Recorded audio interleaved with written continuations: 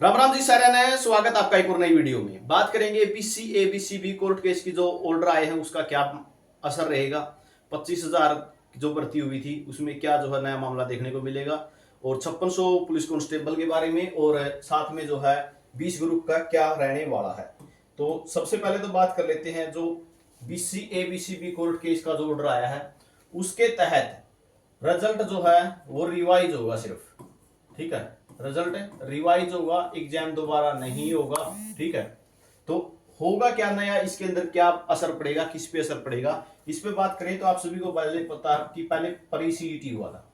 ठीक है, उसके बाद हुआ मैन, और उसके बाद फाइनल रिजल्ट आया है। ठीक है, उसके बाद फाइनल रिजल्ट आया है। तो रिजल्ट रिवाइज होगा तो सिर्फ मैन वालों पे असर होगा। ठीक है, मैन वालों पे असर होगा तो यहां से जो फाइनल रिजल्ट में है उसमें थोड़े से चेंजेस होंगे। अब इन्होंने फैसला दे दिया कि रिजल्ट रिवाइज होगा, बीसीबी के सर्टिफिकेट वैलिड कर दिए जाएंगे, लेकिन जो प्री सीईटी के में मैन में बैठ ही नहीं पाया उसका क्या खोट है।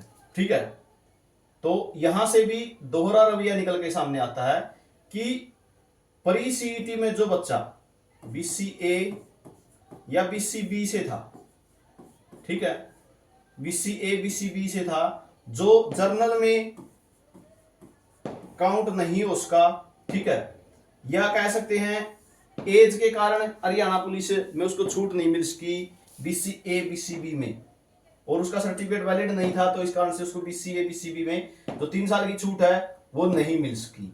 तो इस कारण से वो मैन में ही नहीं बैठ पाया। ठीक है, लेकिन ऑर्डर क्या आया है कि रिवाइज रिजल्ट होगा। जो मैन में बैठ नहीं पाया तो उसके लिए क्या मैन रिजल्ट रिवाइज होगा, उस पर कोई असर ही नहीं पड़ा, तो उसके लिए तो सीधा सीधा क्या है, धोखेबाजी हुई है। यहाँ पे मैन वालों के लिए रिजल्ट रिवाइज हो जाएगा जो बीसी ए कैटेगरी में है और बीसी बी कैटेगरी में है। ठीक है, वो बीसी ए और बीसी बी में काउंट हो जाएंगे। काउंट होंगे तो कुछ पोस्टें ऐसी हुई थी जहां पे 5 और 6 पोस्टें थी सिर्फ। ठीक है, 7-8 पोस्टें थी, 9-10 पोस्टें थी।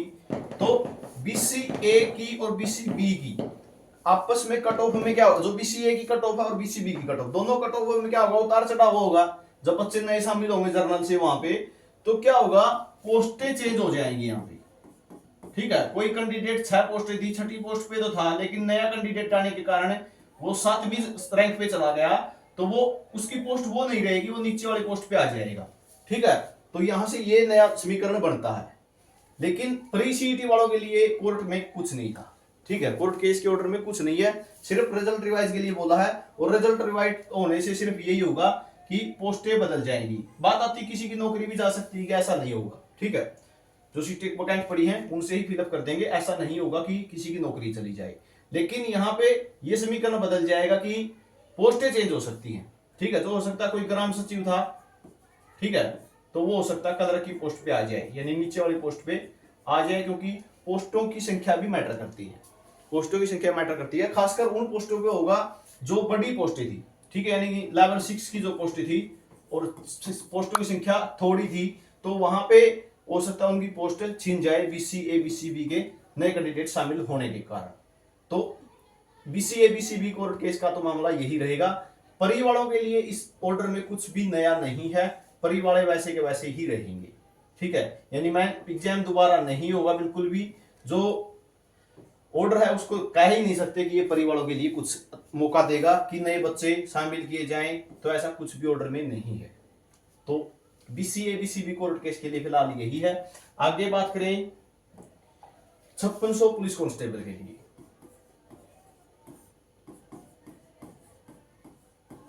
5600 पुलिस कांस्टेबल की भर्ती होनी है, तो ये ओल्ड सीईटी पर ही होगी।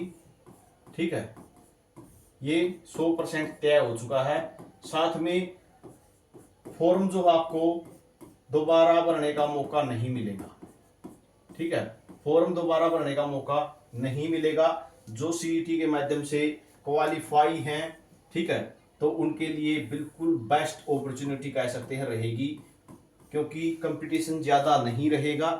बहुत से कैंडिडेट जो है यहाँ पे क्वालिफाई तो है, लेकिन वही बात है, एज ही कवर नहीं करते। जो 25 से 27 साल जो एज कवर है, जो छूट छाट के साथ है, तो वो कवर नहीं कर रहे। इस कारण से जो है आपके लिए बेस्ट अपॉर्चुनिटी रहेगी। अगर सीईटी क्वालिफाई हो और हरियाणा पुलिस की एज रखते हो तो आपके लिए बेस्ट अपॉर्चुनिटी है। ओल्ड सीईटी के माध्यम से ही होनी है, फार्म दोबारा नहीं खोले जाएंगे।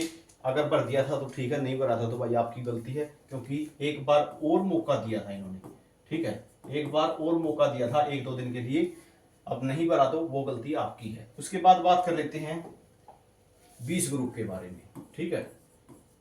अब इस पर हो सकता है किसी को कड़वा लगे बात, लेकिन सच्चाई यही है कि तैयारी करते रहें, गेम किसी टाइम भी पलट सकता है, ठीक है। तैयारी अपनी करते रहें, गेम किसी टाइम भी पलट सकता है। जो पेंडिंग एग्जाम है, ठीक है, जो पेंडिंग एग्जाम है वो इसी कारण से नहीं हो रहे हैं, उनका अनाउंसमेंट इसी कारण से नहीं हो रही है कि 20 ग्रुप का आखिर रहेगा क्या। उन्हीं 20 ग्रुप के बेस पे ही जो है आगे के पेंडिंग एग्जामों की तैयारी एचएसएससी करेगा कि किस तरीके से एग्जाम लेने हैं। यहाँ पे कड़वा आपको क्यों लग सकता है, इसके बारे में बात करूं तो सिंपल बात है, पोस्ट वाइज, ग्रुप वाइज 26,000 जो पोस्टें हो चुकी हैं वो पोस्ट वाइज हुई हैं, यानी 4 गुना, पोस्ट का 4 गुना। अगर कलरक के 2500 पद थे तो सीधा 4 गुना बुलाए हैं, वो भी पोस्ट वाइज। बीसीए की कितनी है, जर्नल की कितनी है, बीसीबी की। तो इस मैटर पर तो अभी तक मामला आया ही नहीं है। मामला अभी कहाँ है, मामला है 5 मार्क्स पे, ठीक है, 5 मार्क्स पे है मुद्दा अभी तक। तो मुद्दा किस पे है, 5 मार्क्स पे है कि 5 नंबर देने और ना देने से कोई असर ही नहीं पड़ रहा अभी इस ग्रुप में। लेकिन जब बात आती है पोस्ट वाइज की, तो उस बात को कैसे सोल्व आउट आप कर दोगे, जब पोस्ट आपकी सीधी आपने तो 9,000 गुना में 4 करके 36,000 बुला लिए थे। लेकिन नियम क्या कहता है कि अगर एएलएम की 2,000 पोस्ट हैं, ठीक है, डीएचबीवीएन में, और 2,000 पोस्ट हैं यूएचबीवीएन में, एससी की पोस्ट कितनी है, मान के चलो 150 हैं, तो यहां से 2,000 का 4 गुना पोस्ट वाइज जितनी जितनी कैटेगरी वाइज थी तो 8,000 बुलाने थे, और यहाँ पे 2500 है मान के चलो, तो 25 का 4 गुना 10,000 बुलाने थे। ये 8,000 ही यहीं पे रिपीट हो गए। 150 का 4 गुना 600 कैंडिडेट जो बुलाने थे वही कैंडिडेट यहाँ पे रिपीट होंगे। ये 600 बच्चे यहाँ पे भी मिलेंगे, यहाँ पे भी मिलेंगे। तो पोस्ट वाइज आपने क्यों नहीं किया, इस बात पे तो अभी तो मुद्दा ही नहीं है। तो एक ही बात कहूंगा 20 ग्रुप वालों के लिए, तो हो सकता है आपको भाई बात कड़वी लग रही हो, ठीक है, तैयारी करते रहे, तैयारी करोगे तो एग्जाम बेशक से दोबारा हो जाए, कोई दिक्कत नहीं आएगी, आप फिर भी बाजी मार जाओगे। लेकिन अगर आप मामला छोड़ दिया आपने ढीला, तो एचएसएससी कभी ना कभी शेड्यूल डालती ही दिखेगी एग्जाम्स के लिए, ठीक है। और ग्रुप वाइज का तो अभी जो आपने उस टाइम तो ग्रुप वाइज ले ली इन्होंने, लेकिन मामला तो पोस्ट वाइज का है ना, ठीक है। तो 5 नंबर का असर पड़ रहा हो या ना पड़ रहा हो, ठीक है, तलवार किसी टाइम भी लटक सकती है, क्योंकि नियम यही कहता है कि भाई 2,000 पोस्टें थी तो 8,000 बुलाने थे आपने, सीधा 36,000 का एग्जाम कैसे ले लिया आपने, ठीक है। ये एग्जाम्पल के बेस पे बोल रहा हूं आपको,